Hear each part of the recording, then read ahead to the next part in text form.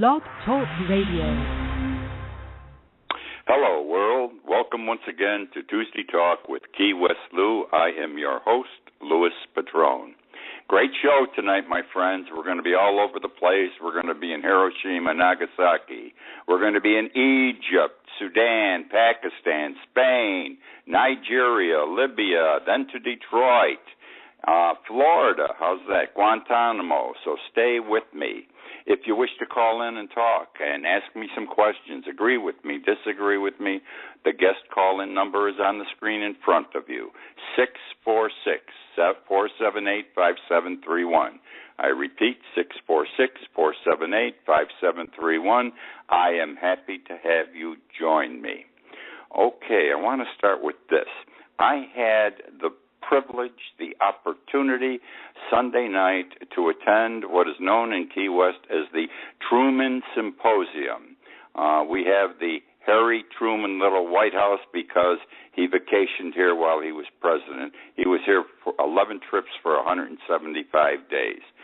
This was his runaway place, his runaway two place. And every year they have a symposium now, and different subjects bring in different people who are familiar, expert authorities on what they're talking about.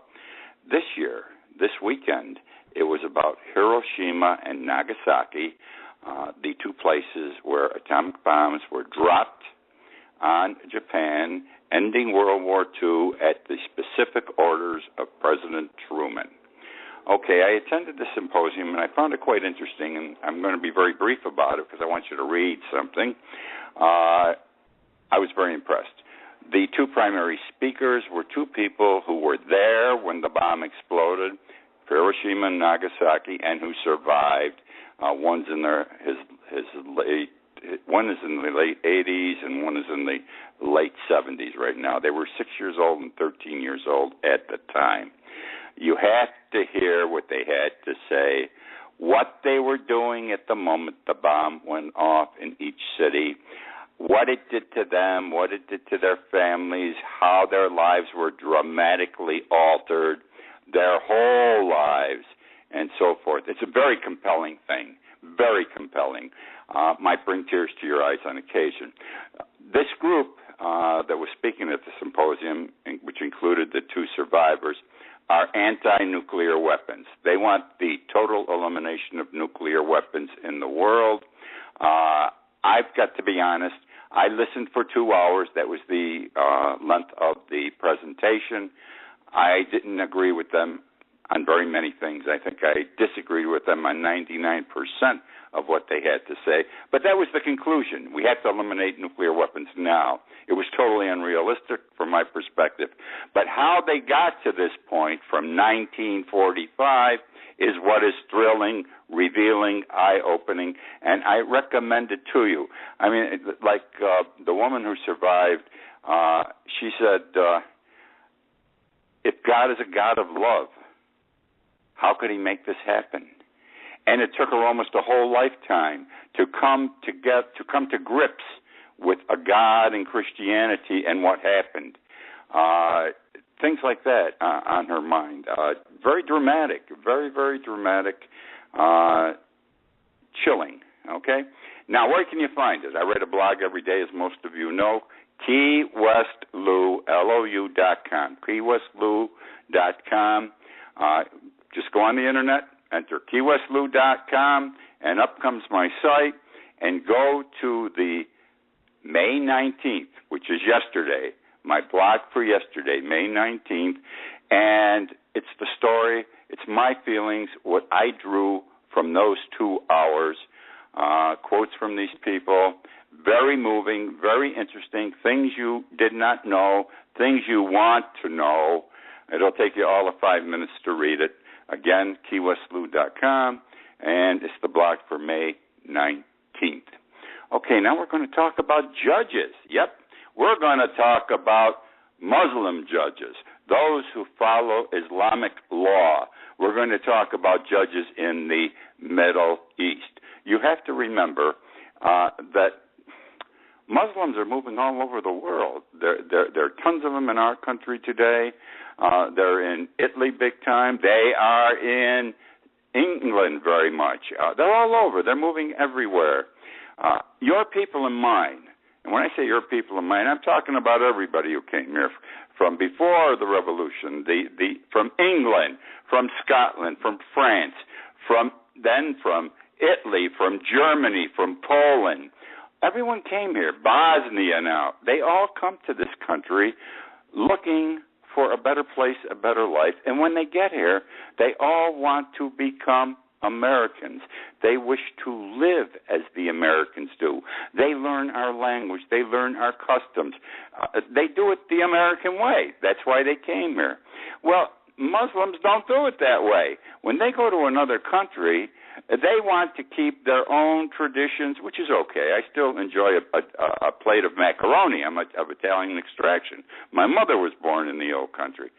On the other hand, though, they want everything the way it was over there. They just want a different place to live. They want to live here, but everything must be the way it was in the old country. And this goes to the laws they wish to govern them.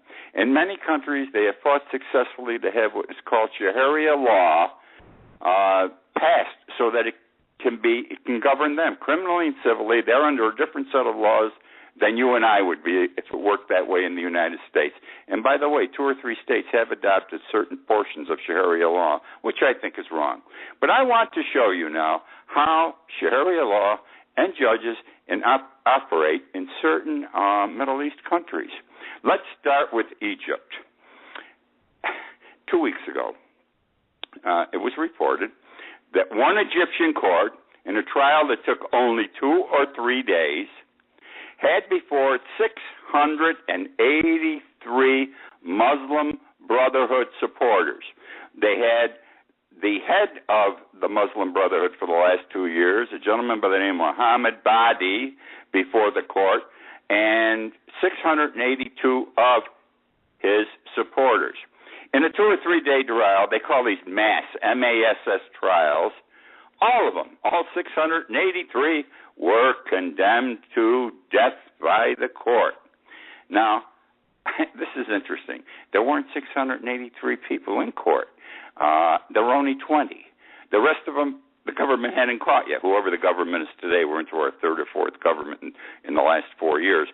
But they're not there. They're not caught. But if they're ever caught, they get executed immediately. They have been sentenced to death. Now, this is not the way to run a courtroom. You try 683 people in 2 or 3 days. You sentence them all to death, even if they weren't there. Be happy you live in the United States where you get it all and you got due process, okay? Now, it's just not the way to do business, and let's put this in another perspective. Abraham Lincoln and the Civil War, the North and the South. At the end of the war, the Union won.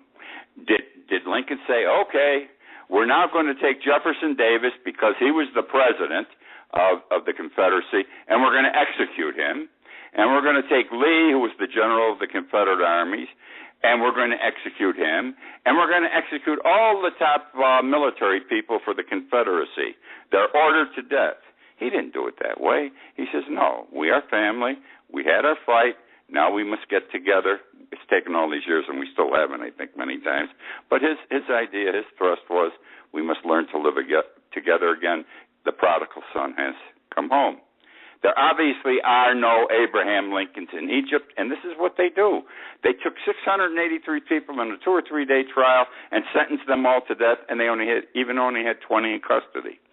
Now we're going to go to another Egyptian trial, which just concluded this week. It started this week, and it ended this week.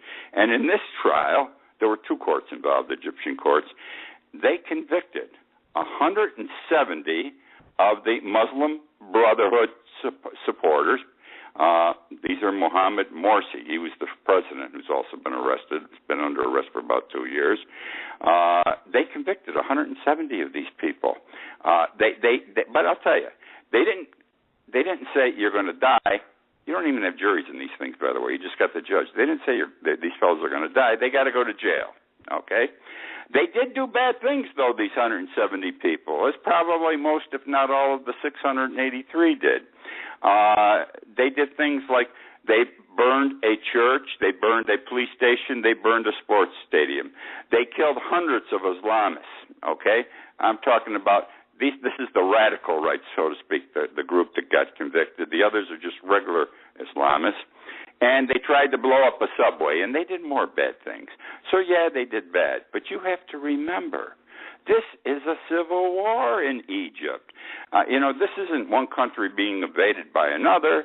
These are families fighting each other, extremists on the religious side and not extremists on the other side. Several groups involved, warlords involved, and they're nowhere near resolving this. This is a civil war, but this is how they do things in the Middle East and especially in Egypt, which now brings me to a very sad situation. And you will find it so also because it sort of hits home. It's a personal thing. Sudan in Africa. Remember, Africa, Libya, Nigeria, Sudan, Morocco, these are all Muslim countries. These people follow Muhammad. That's okay. That's their religion. But live it your way. Don't impose it on me. Now, here's what happened there. We had a Sudanese woman. She was 27 years old. Her name was Miriam Yaha. Miriam Yaha. Well, Miriam was raised a Christian. Her mother was Christian. She was raised a Christian. And she married a Christian. Okay? Well, the authorities in Sudan, the Islamic people, the religious people, the really strong religious people, they said, hey, you can't be a Christian. And the reason you can't be a Christian is under Islamic law, and this is Muhammad's law, a child must be of the same religion as the father. Now, Miriam's mother was a Christian, but her father was a Muslim.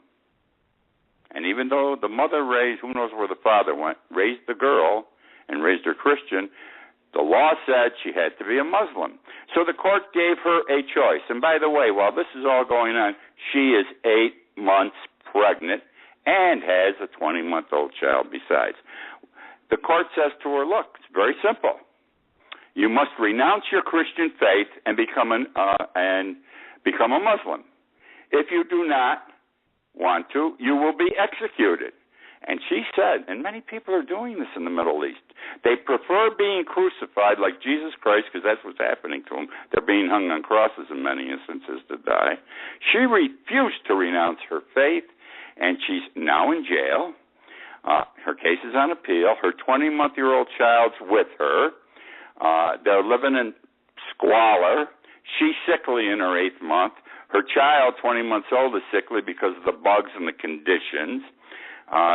And also, Islamic law will not execute a pregnant woman. They will wait till the baby's born and the mother has concluded breastfeeding. Then they will execute her. So this is what is confronting this woman because her father was Muslim and she was raised Christian. I don't know. That's pretty terrible. The whole world is up in arms. The United Nations, the United States, Great Britain, France, everybody's upset with this. It sounds very inhumane, and it is, but that's the law, and they enforce the law this way, the courts, in these Muslim countries. Which now brings me to Pakistan. I'm going through the Muslim world right now to show you how ridiculous their laws are. They are to you and me, ridiculous. They aren't to these people, though. These people believe in Muhammad. They believe in the Koran. And you can't knock them for it, but not everybody thinks the way they do. Even their own people don't. But this is what happens to them when they disagree. Now we're in Pakistan, and there's this village. And somebody's stealing the electric power in the village. They're grabbing the electric wires and hooking them up to their homes so they get their power for free. Well, this is wrong. This is against the law. You can't steal electricity in Pakistan. You probably can't steal it anywhere in the world. The electric workers are authorized under law, the workers for the company, to go in and find out which houses have been hooked up. And under Islamic law, everyone in the house is deemed guilty and arrested. Mother, father, brother, sister, children, grandchildren, everybody goes. Well, in this one house as part of the family, they arrested Mohammed Musa, okay? 9 months old. This is a baby, 9 months old. And they charged him with attempted murder because when they went to arrest his family put up a fight against the electrical workers, and they were charged under the law with trying to kill the people who were trying to arrest them. Now, you got this 9-month-old baby boy. They charged him with attempted murder. They fingerprinted him. He was crying. I mean, he went through the whole routine. It's very important under Islamic law not to have a criminal record. A criminal record in this country, in our country, is a conviction. In Pakistan, it is an arrest. They don't care whether you were guilty or not. They're presuming, they are assuming you were guilty. And so this 9-month-old would carry with him the rest of his life a criminal record which would affect his life in many ways. Do you know it took a whole month for a judge to see the ridiculousness of this situation with this child and to throw the claim against him out of court? Not right away. It took him a whole month. Now I'm going to go to Spain. This has nothing to do with Islamic law, with the Muslim people of Muslim religion. This has to do with bankers. We're in a Spanish court. Now understand, in the United States, we had the mortgage crisis that occurred in 2008. The banks were responsible. We had the biggest recession since 1929 here. And what happened? No bank CEO, no president or high-ranking person in any bank has been arrested, tried, or gone to jail. And we've been told by our own government that the banks were too big to fail. And then when the people were saying, well, send somebody to jail, someone's got to be responsible, we were told by our own Attorney General of the United States, Holder, that the banks are too big to prosecute.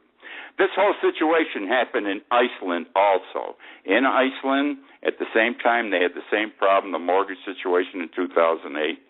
And the government was going to bail out the banks, just as we did in the United States. And you know what the people did up there? I told you about this before on this show.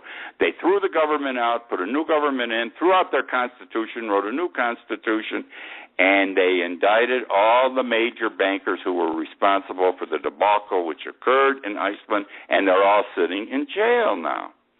We go to Spain today. Now, Spain is in trouble economically. Greece, in this euro problem, is number 1 in trouble. Italy's number 2. Spain is a close number 3.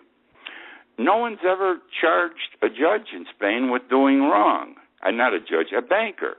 Well, along comes Elpidio Silva, who's a judge. And he doesn't like this 2008 bank global crisis. And there is a banker, a CEO by the name of Miguel Blesa. His bank is Caja Madrid. And Blesa, the CEO of the bank, had some problems. He was involved in irregularities in the purchase of a Florida bank by his bank. It was a bad deal, a phony deal. And his bank lost a ton of money. Also, he made a 27 million euro loan to a Spanish businessman that's now in jail because the deal was a fraudulent deal. 27 million euros, about $35 million American money. So what does Judge Silva do? Because they don't have juries in these countries. The judge decides. He finds him guilty, sends him to jail. Do you know how long the CEO, Blesa, was in jail? 2 days. 2 days.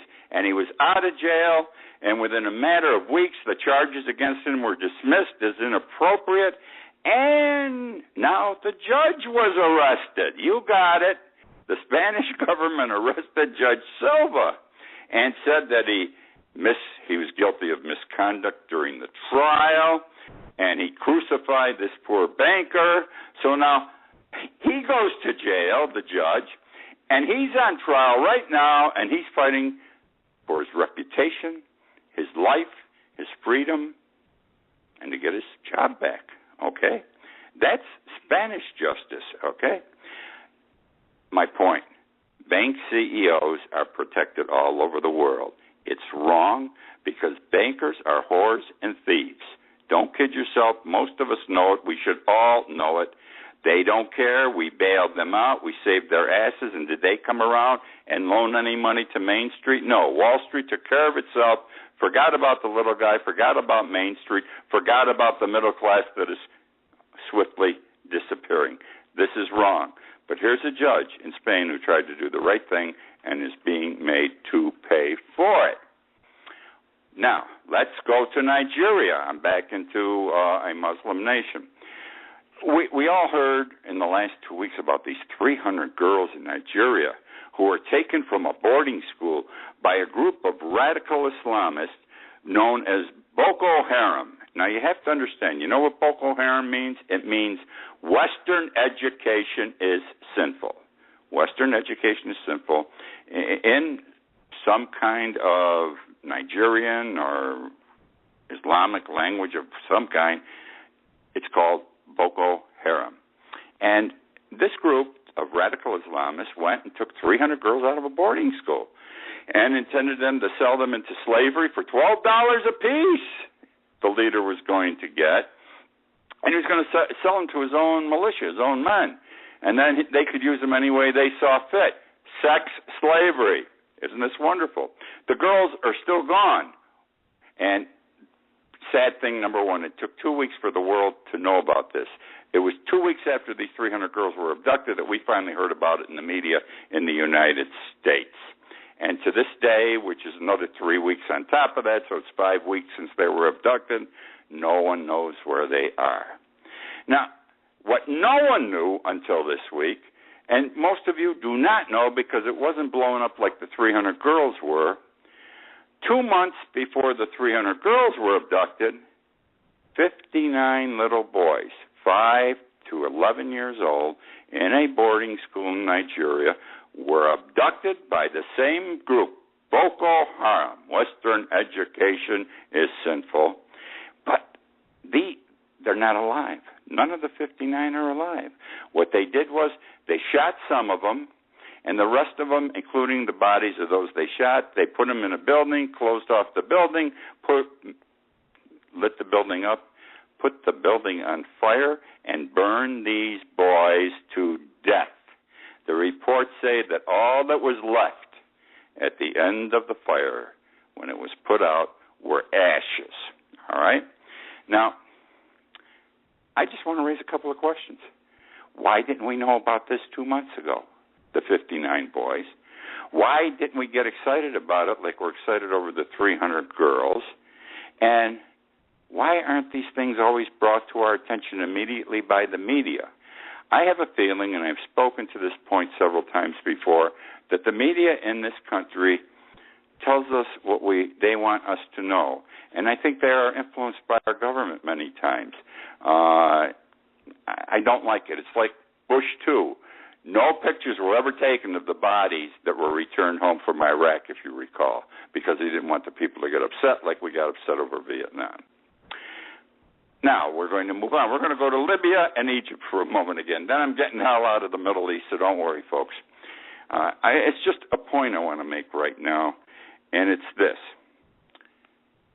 4 years ago came the protests, the demonstrations in the street. The people wanted democracy. They wanted Mubarak out. Mubarak had been our friend for 30 years. He also became the friend of Israel because of his relationship with us. We knew what we had in Mubarak, but right away Obama and Hillary Clinton said, we got to be with the people who want democracy, and they turned their backs on their friend of 30 years, Mubarak, our friend. Mubarak's now in jail fighting for his life. He was tried, convicted. Now he's on appeal, but he's still in jail. And look what happened. What happened to democracy in Egypt? There ain't no democracy. We're into the third or fourth government since they overthrew Mubarak. This is the same, and the previous group, today's people who are in power, are the ones that sentenced 683 people to death in one court and 170 others to jail that I talked about earlier in the show tonight. And it just doesn't make sense to me. Our foreign policy is screwed up when we turn our backs on our friends, which now brings me to Libya, because it is in Libya where the 300 girls and the 59 boys have been abducted. Remember Gaddafi? Bad guy. No question, bad guy. He ran that country, though, for 40 years. He ran it with a tight fist. Everybody was happy. There were some people that wanted to be Gaddafi. They weren't happy. But these people lived the old way. He ran the country. He was a dictator. No question about it. But there were no problems. Except Gaddafi didn't like us, and you'll recall, I think he's responsible for the plane that went down with over 200 people on it, mostly Syracuse University students. I'm a Syracuse University graduate, and I know about this. One of my neighbors 4 doors from my home lost a daughter on that plane, a Syracuse University student, and to this day people feel Gaddafi sent the missile up that blew the plane up. Put that aside. There was a point where he aggravated somebody. I think it was Reagan. And Reagan sent a missile into his tent where he was living. Right through the opening in the tent went the missile. They thought Gaddafi was there. They were trying to assassinate him. Gaddafi wasn't there, but one of his daughters was, and she was killed. But Gaddafi learned from that, not to screw around with the United States anymore because they were too powerful for him. He became concerned, afraid for his own welfare, and he backed off. And he was basically a cooperative individual with the United States since. In fact, there are reports that he was always cooperating with the CIA. What do? When we were against Gaddafi, and when Gaddafi was about to go and they were going to kill him, we were all for it. Down with Gaddafi. But yet he had turned into a friend. Enemies do turn into friends. Look at Germany, look at Japan. It happens. And all I'm saying is, our foreign policy sucks. We turn our backs on those that eventually cooperate with us. Not everyone thinks like us. All we want is cooperation so we can take care of ourselves and they can enjoy their lives. Moving on, I want to go to General Motors now. We all heard 10 years. They knew about a defect in an ignition switch. For 10 years, they knew. 13 people were killed. Many more had injuries, very serious injuries. They finally got caught after 10 years and admitted, my God, we knew about this for 10 years. We didn't have a recall. You know how many cars they sold with that defect? 2.6 million cars.